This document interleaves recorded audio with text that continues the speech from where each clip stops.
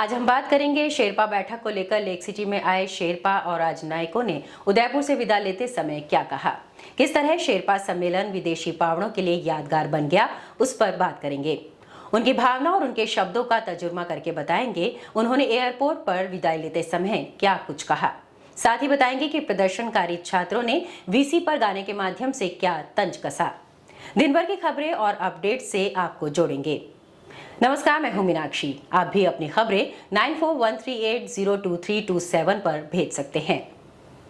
साथ ही हमारे social media platform से जुड़कर रहे अपडेट्स।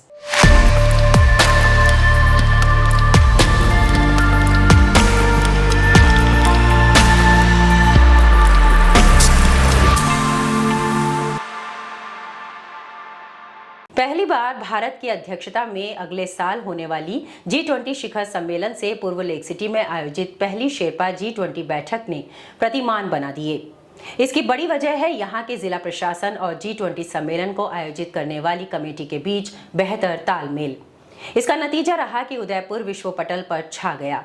इधर जैसे ही उदयपुर से विदेशी मेहमान रवाना हुए, यहाँ होने वाली शेरपा बैठक को विराम लग गया। दोपहर बाद 1 बजे डबोक एयरपोर्ट से शेरपा और राजनयिक रवाना हुए। उदयपुर से रवाना होते हुए करीब 20 मिनट तक सभी अपने अपने अनुभव साझा कर रहे थे।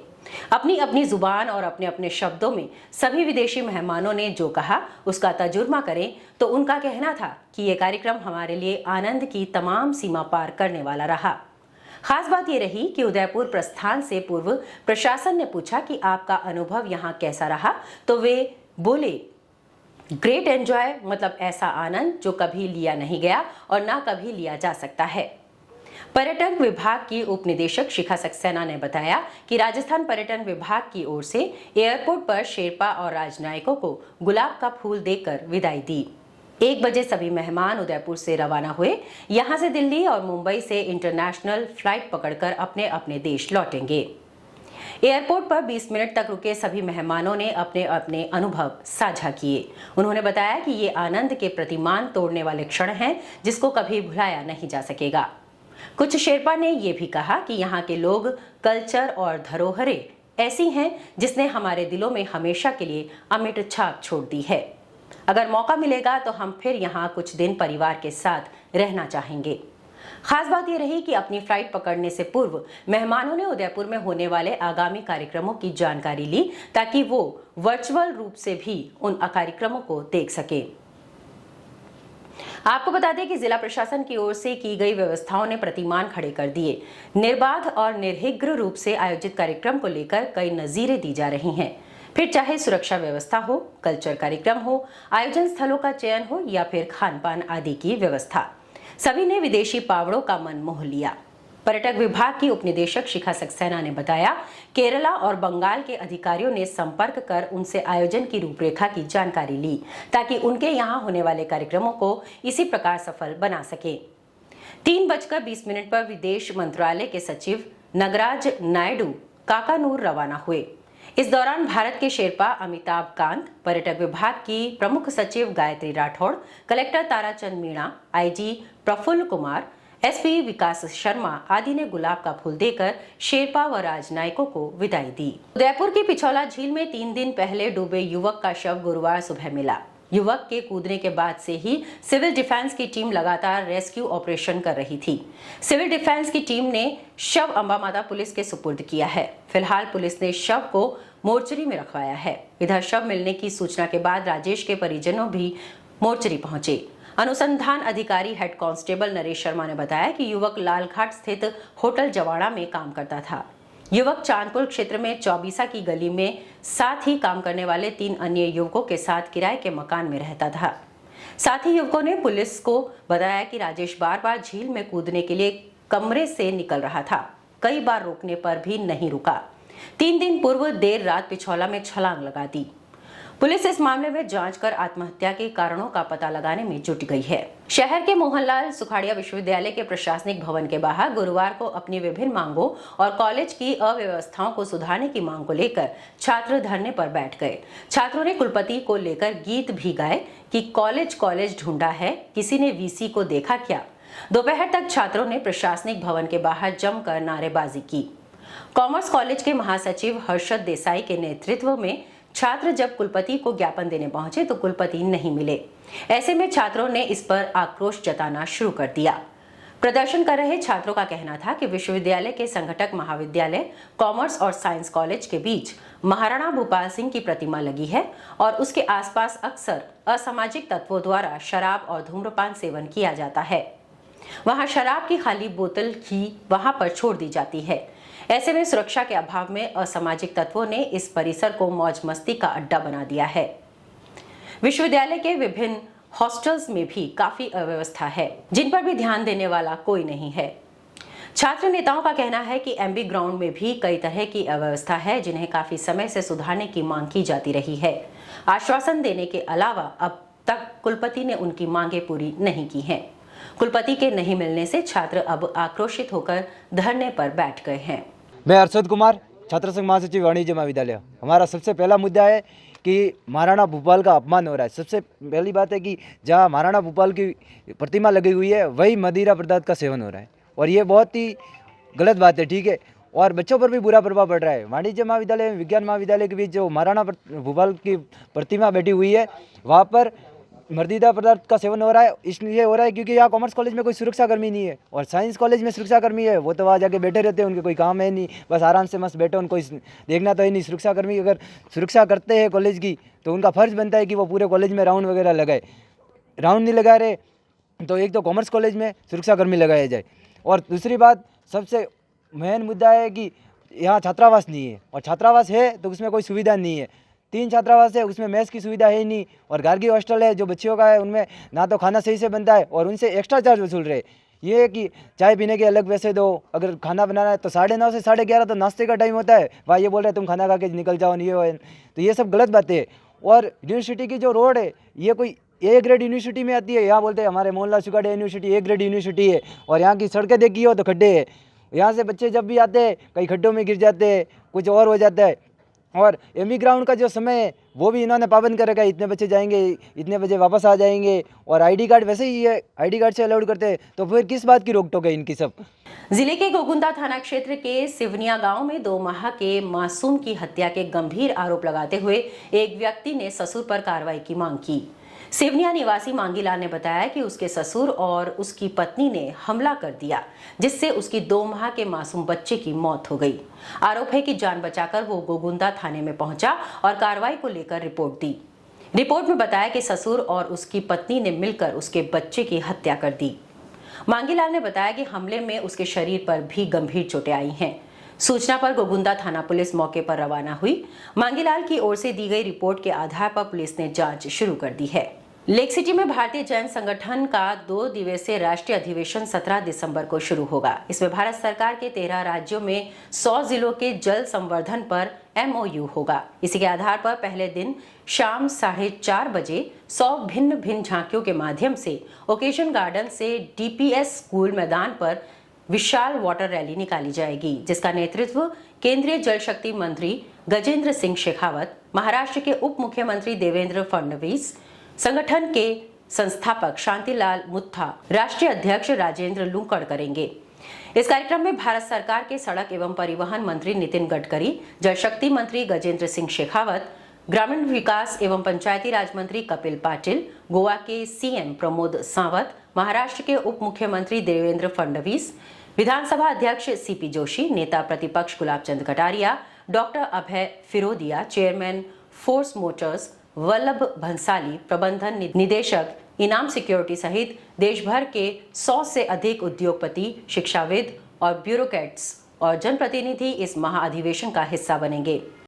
2 दिवसीय आयोजन में देश में शिक्षा के मूल्यों, जल संसाधनों के विकास, देश में पानी जैसी जटिल समस्या का हल और जैन समाज एवं साधु साध्वियों की पहल स्मार्ट गर्ल नारी शक्ति जैसे महत्वपूर्ण विषयों पर चर्चा की जाएगी।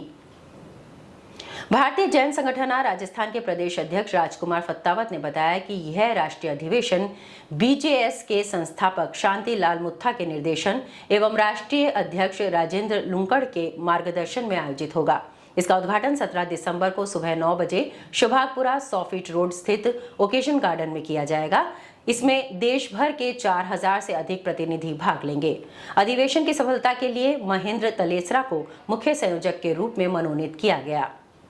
अधिवेशन में 2 दिवसीय आयोजनों के अंतर्गत उद्घाटन एवं समापन सत्र के अलावा मूल्यवर्धन शिक्षा, जल संसाधन विकास, देश में पानी जैसी जटिल समस्याओं का समाधान, जैन साधु साध्वियों की पहल, स्मार्ट गर्ल्स व नारी शक्ति, भविष्य की आयोजना एवं BJS जर्नी, सामाजिक ज्वलंत मुद्दों जैसे विषयों पर भिन्न भिन्न सत्रों में चर्चा परिचर्चा होगी। भारतीय जैन संगठन में 500 से अधिक प्रोफेशनल टीम, 1 लाख से अधिक इसके कार्यकर्ता,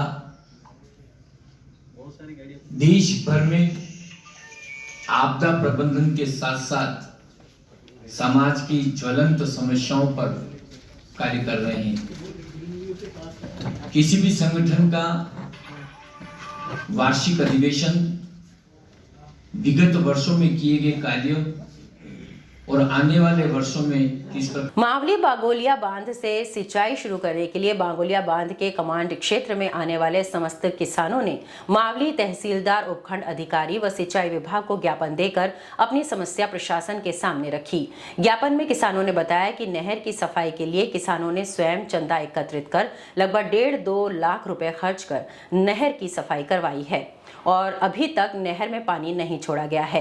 किसानों का कहना है कि विभाग के अधिकारी उनके साथ धोखा कर रहे हैं और टालमटोल का रवैया अपना रहे हैं। अधिकारी आए दिन नया बहाना करते हैं, जबकि किसानों ने सिंचाई के हिसाब से अपने खेतों में बुआई कर दी है। समय पर पानी नहीं मिला तो फसल सूख जाएगी। किसानों का कहना है कि फसल नुकसान की सारी जिम्मेदारी प्रशासन की रहेगी।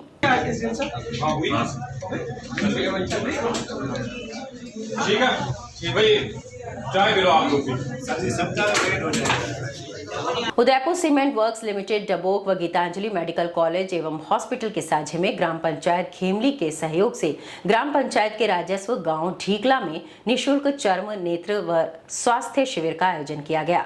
सरपंच प्रतिनिधि देवीलाल डांगी ने बताया कि सीमेंट फैक्ट्री द्वारा CSR के अंतर्गत आयोजित हुए शिविर में गीतांजलि के अनुभवी डॉक्टर्स ने चर्म एवं आंखों की जांच कर निःशुल्क दवाइयां दी। सीमेंट फैक्ट्री के वरिष्ठ अधिकारी पुष्कर सुथार ने बताया कि इस शिविर में कुल 105 रोगियों ने लाभ उठाया, जबकि गीतांजलि हॉस्पिटल से डॉक्टर सुपीर्ति, डॉक्टर शांतनु, डॉक्टर आकांक्षा व आलोक शर्मा व सीमेंट फैक्ट्री के डॉक्टर नितेश व्यास, गौरांग वैष्णव, पंकज ढोली एवं शिवगिरी गोस्वामी आदि ने अपनी सेवाएं दी। उदयपुर शहर के आसपास स्थित ग्रामीण इलाकों में लगातार पैंथर के मूवमेंट से दहशत का माहौल बनता जा रहा है। गुरुवार सुबह बड़गांव पंचायत समिति के लोसिंगपारा गांव में एक युवक अपने घर से बाहर ही निकला था कि उस पर पैंथर ने झपट्टा मार दिया। हालांकि युवक की सूझबूझ के चलते पैंथर युवक का शिकार नहीं कर पाया। घटना के बाद युवक बेसुध हो गया। जानकारी मिलती है घटनास्थल पर कई लोग एकत्रित हो गए। साथ ही देशमुख नाम के युवक को प्राथमिक उपचार के लिए अस्पताल पहुंचाया। क्षेत्रवासियों का कहना है कि पैंथर का इस इलाके में आतंक है और कई बार घर के अंदर बंदे पालतू पशुओं का भी शिकार कर लेते हैं। ऐसे में उन्होंने वन विभाग से पिंजरा लगाने और पैंथर को पकड़ने की मांग की। पैंथर है जो रात को नहीं दिन को भी अक्सर लोगों को नजर आते हैं। लोगों का आना जाना बहुत मुश्किल हो गया है और ऐसी घड़ी में लोग बच्चे अपने खेत पे नहीं जा पा रहे हैं और रात के समय में तो बस्ती में पैंथर घुस जाता है और पहले भी कई बार मीडिया को बताया है, लेकिन कोई कार्रवाई नहीं हुई और यही लोग बोल रहे हैं कि यही कम से कम 2 जोड़ा पूरा जोड़ा है पैंथर का और 2 नर मादा दोनों हैं, उनके बच्चे हैं। तो इस प्रकार क्या है कि लोगों में एक भय व्याप्त हो गया है। कजाकिस्तान में होने वाली कजाक कुरैशी वर्ल्ड चैंपियनशिप में उदयपुर जिले के 2 खिलाड़ी भारत का प्रतिनिधित्व करेंगे। कजाकिस्तान में 12 से 14 दिसंबर तक आयोजित होने वाले इस प्रतियोगिता में उदयपुर के 2 खिलाड़ी चयनित हुए हैं। इन खिलाड़ी के चयनित होने पर उदयपुर के कुश्ती प्रेमियों में खासा उत्साह है।